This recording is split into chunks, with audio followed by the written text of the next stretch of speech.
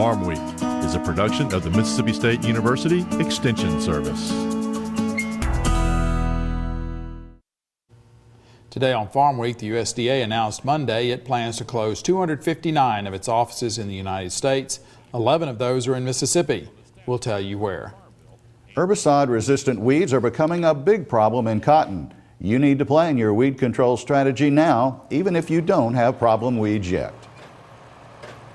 In southern gardening, colorful kale. It's hardy, easy to grow, and it comes in a variety of colors. What's not to like about it? In the markets, good prices and signs of stability in the beef sector. And the all-important January supply and demand report is out. We'll discuss it with our extension economist. In the feature segment, native trees. See how Lamar County, Mississippi is promoting the use of native trees by homeowners and businesses. Native trees are also being used to teach math and science at elementary schools.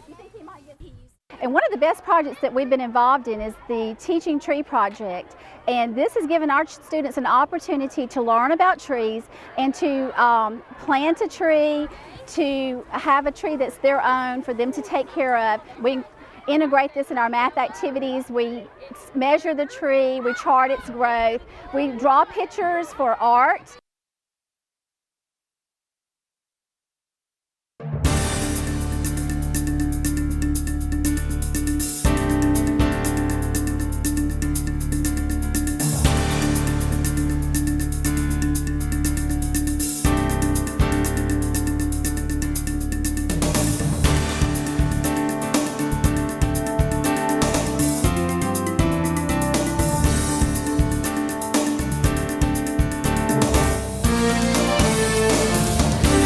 Good day, everyone. I'm Leighton Spann. And I'm Artis Ford. Welcome to Farm Week.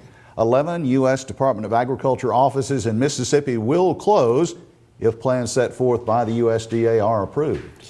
Leighton, Agriculture Secretary Tom Vilsack made the announcement Monday at the annual meeting of the American Farm Bureau Federation in Hawaii. Vilsack said the move could save more than $150 million a year.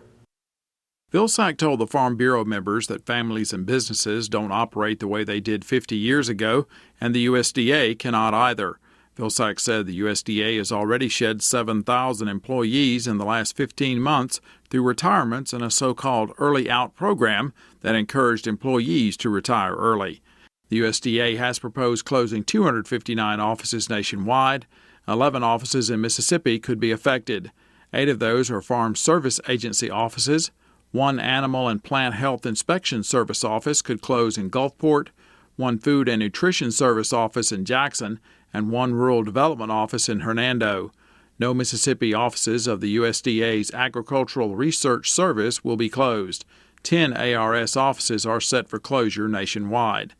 The 8 Mississippi Farm Service Agency offices proposed to be closed are Benton, Choctaw, DeSoto, Itawamba, Yalobusha, Lawrence, Smith, and Lamar counties. The clients serviced by those FSA offices would be switched to offices in adjoining counties. Farm Service Agency offices handle items like farm programs, the Conservation Reserve Program, the EQIP program, and disaster programs. Benton County clients would be serviced by the Marshall County FSA office, Choctaw to Webster, DeSoto to Tate, Itawamba to Lee, Lamar to Forest, Lawrence to Jeff Davis, Smith to Jasper, and Yalobusha to Grenada. If the plans remain unchanged, the offices would be closed and their clients switched to their new service centers by early April. FSA State Director Mike Sullivan told Farm Week Wednesday that before a county office can be closed, a public hearing must be held. His office is in the process of setting these up, and the hearings will occur in the next 2 to 3 weeks. We will have the dates and locations on our Farm Week website as they become available. Sullivan said some of the county offices being closed were already open part-time with no full-time staff members. This is the case in Choctaw and Smith counties. Other offices, he said, had been left with only 1 or 2 staff members due to retirements. Sullivan said due to the personnel shortages in many offices, those employees in the closing offices would be offered jobs in other FSA county offices. The FSA employs approximately 300 people in Mississippi. The consolidation of Farm Service Agency offices has already taken place in Mississippi, When Hurricane Katrina struck in 2005, the USDA was forced to consolidate 8 FSA offices that were knocked out of business. The consolidations later turned from temporary into permanent situations. The FSA offices closed were Franklin, Greene, Hancock, Harrison, Issaquena, Jackson, Perry, and Wilkinson counties. Once again, we will have the dates and locations of the public hearings and on the office closings on our Farm Week website as they become available. Mississippi farmers harvested about 600,000 acres of cotton in 2011, an increase of about 43% from 2010. Many producers use the word challenging when discussing that cotton crop. One of the problems in 2011 was a familiar one, glyphosate-resistant weeds. The weed control situation is getting worse in some areas, all because farmers have gotten away from rotating herbicides in favor of using glyphosate all the time. For those producers that have not dealt with it before, it's a true game changer once it gets on your farm. Glyphosate-resistant Palmer amaranth is the #1 weed problem for cotton farmers in the Mid-South. Once you have a population in a field that is resistant, that population is going to spread rapidly. Although the cotton harvest is over, the problem with amaranth and other weeds being glyphosate resistant is going to continue. Extension specialists say it's time for producers to plan their 2012 strategy to deal with the issue. Growers are going to be forced to look at alternative herbicides, back to some of the old herbicides that we used years ago, and they're going to be forced, I think, to incorporate some alternative weed control methods, maybe cultivation, tillage practices to bury some of these weed seed, maybe even, and I don't know, we may even see hand labor back in the field, pulling weeds and chopping weeds out of cotton. These methods may seem like a step backward in the age of cotton harvesters with onboard module builders, but the weed problem is real and growing. Glyphosate-resistant Palmer amaranth is confirmed in all of the Mississippi Delta counties now, in several counties in the hills, and even some along the Gulf Coast. Other problem weeds for cotton producers that will be back in 2012 include horseweed, giant ragweed, Johnson grass, and another with herbicide resistance, Italian ryegrass. The problem with the ryegrass for cotton is the weed's tendency to form large clumps. And those large clumps can make stand establishment difficult, and when you're talking about $100 to $120 an acre to put a cotton seed in the ground, you don't want any more than you have to inhibiting you getting that crop up to a stand. As 2012 begins, the reality is clear for producers of cotton and other row crops. Weed control is getting more complicated than it has been due to herbicide resistance. From Mississippi State University, I'm Leighton Spann reporting. Are you a gardener that wants easy landscape color for the colder months of the year? In this week's Southern Gardening segment, Extension horticulturist Dr. Gary Bachman shows us that ornamental kale is a colorful and easy way to care for a winter landscape plant.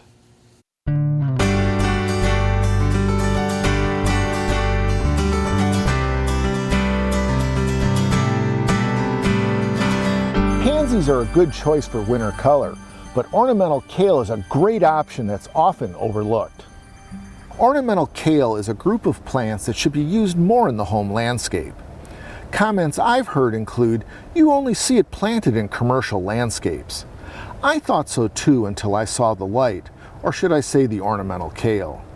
It's an easy to care for plant, and who wouldn't like that when the temperatures start to dip? Ornamental kale is available in a variety of color combinations that can be considered shocking. The color of the plant centers range from whites, pinks, and purples. The colors intensify as the temperatures fall. A variety that has performed really well in Mississippi, and in fact has been chosen as a Mississippi Medallion winner, is red boar kale. The crinkly leaves of red boar turn an incredible dark red through the winter months. Red boar should be planted about 18 inches apart to allow for the best development. Ornamental kale likes to be planted in raised beds with well-drained, consistently moist soil.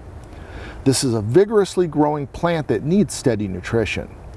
Always add a tablespoon of slow-release fertilizer directly into the transplant hole, followed by monthly feeding with water-soluble fertilizer to keep your ornamental kale beautiful.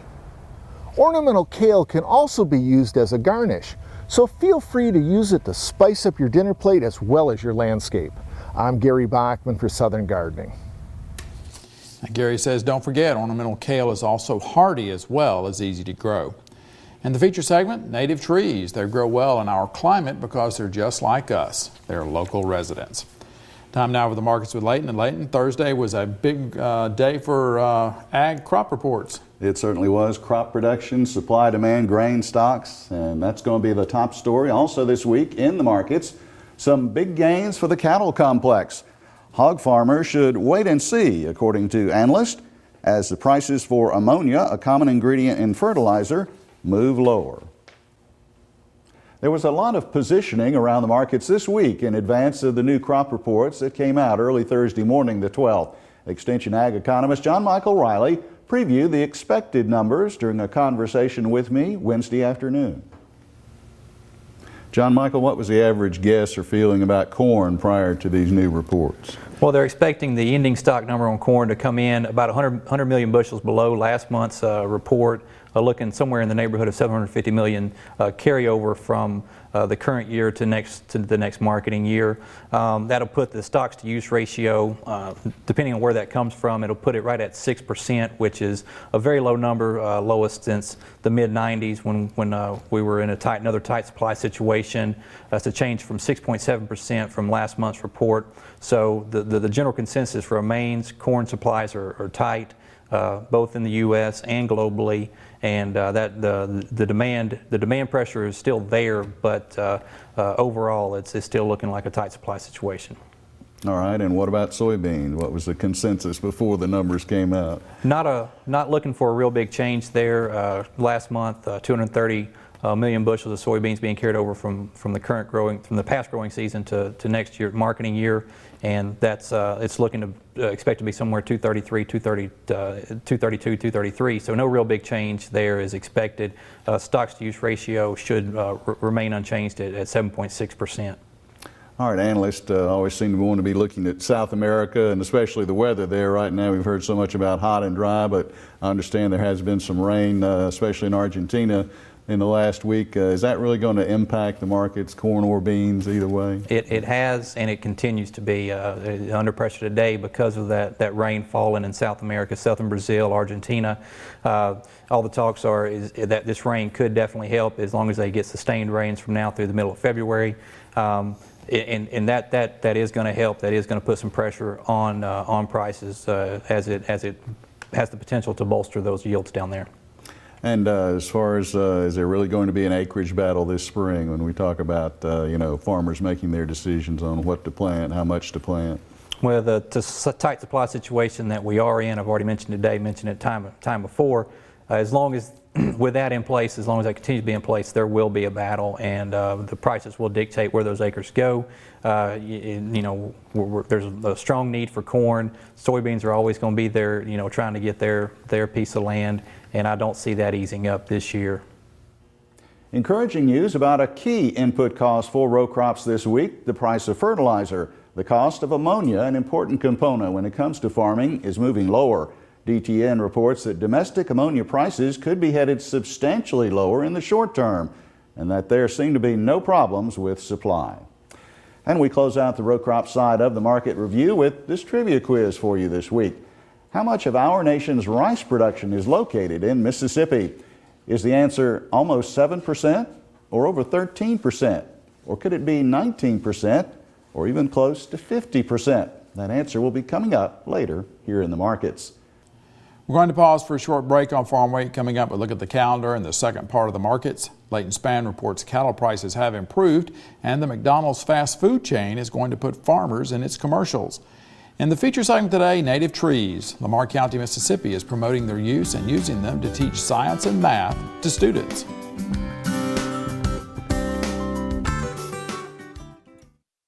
Each year, many Mississippians are seriously injured or killed when farm tractors overturn. One cause of these accidents is improper hitching. If a tractor is hitched at any point above the drawbar, it can flip over backwards. Never hitch a tractor using the bar between the 3-point hitch upper and lower links or at the top link attachment point. The stationary drawbar is the only safe location for tractor hitching. A message from the Mississippi State University Extension Service. Before we get back to the markets, let's look at the Farm Week calendar. The annual Delta Ag Expo takes place Tuesday and Wednesday, January 17th and 18th in Cleveland, Mississippi. The doors open at 8:30 a.m. both days. There's no admission fee. Herbicide-resistant weed control strategies will be on the docket, as well as cotton, corn, rice, and soybean sessions will be held. The first All-Corn Farm and Machinery Show is set for Thursday through Saturday, January 19th through the 21st. Location is the Crossroads Arena, located just west of the intersection of Highway 45 and South Harper Road. Admission is free and the doors open at 9 a.m. each day. A trade show with farm equipment manufacturers will be featured all 3 days. There will be a used machinery auction starting Saturday at 9 a.m. Go to our Farm Week website at farmweek.msucares.com for information on these and other events. Now check out this week's Farm Week Snapshot.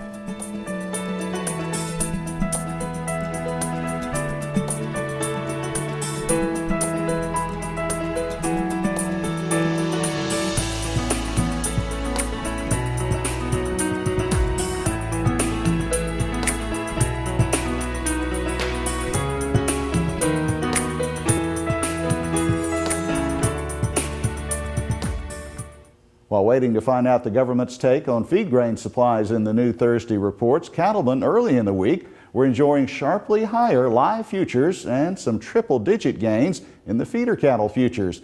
Even before this week, analyst Don Rose was of the opinion that cattle has overall bullish fundamentals. The supplies really for 2012 and years beyond, it's going to take a while to build up the herd. And the real bull story on cattle this next year is the fact that we did not retain heifers. We did not try and expand the herd because of the southern drought. So that's what we think is going to happen next year. And so the upside on the cattle is probably the best of all the meat sectors. Fast food giant McDonald's new ad campaign is featuring farmers from all across the country. Spokesmen for McDonald's say the campaign tells a story of where the journey begins for McDonald's food. Now, one of the first segments features Western Illinois farmer Steve Fogelsong. He is a beef supplier for McDonald's, and Fogelsong's spot is titled Raising Cattle and a Family. The Midwest producer says, quote, "Those of us actively involved in farming have to be willing to put ourselves out there a little bit and share what we do." The advice for the hog sector this week is wait to expand. Purdue ag economist Chris Hurt says farmers need to know more about the 2012 crop yields and feed prices first before growing a herd any larger. Analyst Jamie Kohaki describes the hog market as being in neutral right now. Watch the cutouts for a balance to see demand pick up. The big key in the pork market is a seasonal bottom in place, and I think more than likely we have. I've been selling deep out of the money puts in June and July, like $82 and $84 strike puts. Concluding this segment and heading closer to the future, here's the trivia answer for you. The first choice is the right one. Mississippi produces 6.9% of our nation's total rice output. In the feature segment today, helping people to see the trees in the forest. I'm talking about native trees. Because they're common, we don't always see them, much less think about planting them. In Lamar County, Mississippi, and many other areas, there's a growing emphasis in getting urban homeowners and other landowners to plant native trees. The virtues of native trees are even being learned by the young. Who can tell me some parts of the tree? What part of the tree is like a straw that just sucks things up out of the ground? Patty Permenter's second grade class has its own red maple tree on the playground at Oak Grove Lower Elementary School. Permenter's pride was planted in 2009. The board-certified teacher says her students take care of the tree, giving them a sense of ownership that a picture in a book could never provide. We have worked with a lot of different agencies to get science materials for the children. And one of the best projects that we've been involved in is the Teaching Tree Project. And this has given our students an opportunity to learn about trees and to plant a tree, to have a tree that's their own for them to take care of. We integrate this in our math activities. We measure the tree, we chart its growth, we draw pictures for art. Permenter students are benefiting from the Teaching Trees project started in 2009. 4 new elementary schools were completed that year in Lamar County to deal with its explosive population growth. The county's close proximity to Hattiesburg caused it to grow 41% from 2000 to 2010. New schools need landscaping. That presented an opportunity to plant native trees and introduce the students to them. The Teaching Trees project was spearheaded by the Lamar County Soil and Water Conservation District. In addition to other native trees, 5 Mississippi natives were planted in a small grove at each new school: the southern magnolia, ball cypress, longleaf pine, red maple, and a nuttall oak. And the teachers, when they talk about trees and forestry to the elementary students, they can walk outside and have an outdoor classroom environment and talk about trees that are native to our state. Kids today spend a lot of time in front of the TV, watching video games, playing video games, watching TV. When you have trees in a setting where they can get to it and touch it every day, it makes a difference in their learning and taking things in. Can you hold the dirt and put the whole thing down in there? Exposing urban children to hands-on conservation education is a high priority for the Lamar County Board of Supervisors. Today, with this rapid growth, we need it more. They're working with our children in the schools, these flower gardens. A lot of times this is probably the only time some of these children get this. Naturally, the more natural trees we get out from this area, that produces your oxygen, it purifies your water. So they're very important in different ways. We have the great help from the Board of Supervisors and a lot of sister agencies, partnerships, NRCS and Extension Service, Forestry Commission, and many others, Soil and Water Conservation Commission. We all work together to introduce conservation education to the county because we just think that's the right thing to do. Many Mississippi soil and water conservation districts are concentrating on getting landowners to consider the advantages of native trees. First, they are adapted to Mississippi soils and climate. Native trees require less maintenance, and the local wildlife prefer them. In the winter, it can be hard to imagine, but some native trees, like the Nuttall oak, have beautiful fall foliage and can produce acorns for wildlife food. Another wildlife food source is the mulberry, which produces fruit that can be used for making pies and jam.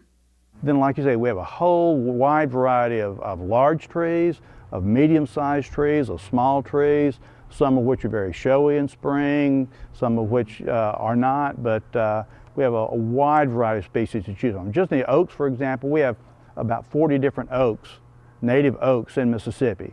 So we have a wide variety to choose from.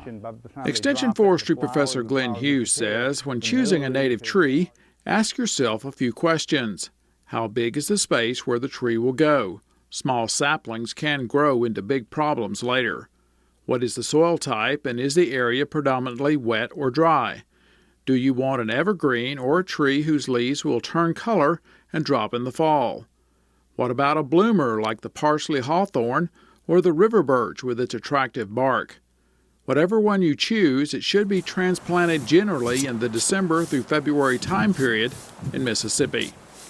Generally, the best time to plant a tree is when it's dormant, when it's not growing. So, and that's why most of the tree planting, a lot of tree planting is done in winter. Now, that being said, if you get a tree that's grown in a container, that widens your window, and so you can plant, well into the growing season. Don't assume, however, that native trees can be transplanted anywhere and forgotten. Regardless of whether you plant a bare root or container-grown seedling, you want to keep it watered during its early years so it can establish a root system. Patty Permenter says the rewards are worth the effort. Her class tree provides a real-world experience that allows her to introduce other science subjects. they really start caring about nature more. And it's not, even though we're just concentrating on the tree, they may look more closely at nature, whether we're looking at clouds or whether we're looking at insects. But it just opens a lot of doors for them, and that science door that we want to get open, and we want them to care about our world. From Oak Grove, Mississippi, I'm Artist Ford reporting. And you can watch this story on native trees again on our Farm Week website, Facebook page, or on YouTube. The website address is farmweek.msucares.com. We'll also have links to help you find out how to get in touch with your local offices of the Mississippi State University Extension Service, the Mississippi Soil and Water Conservation Commission, and the Mississippi Forestry Commission. And Leighton, I might mention that Arbor Day is coming up in early February here in Mississippi, so a lot of soil and water conservation districts will be having tree giveaways. You can get some free native trees, so keep an eye on your paper and watch that. We'll also have some links to where you can see some MSU publications on choosing native trees.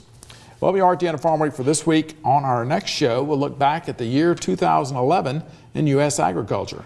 2011 was definitely a time of weather extremes with burning droughts and roaring floods. In Washington, the EPA approved a move to E15. In southern gardening, camellias, they're an old-time flower, but that doesn't make them any less relevant for today's landscape. Different varieties also bloom at different points in the winter. For the rest of the Farm Week crew, I'm Artist Ford. And I'm Leighton Spann. Thanks for watching. We'll see you next week.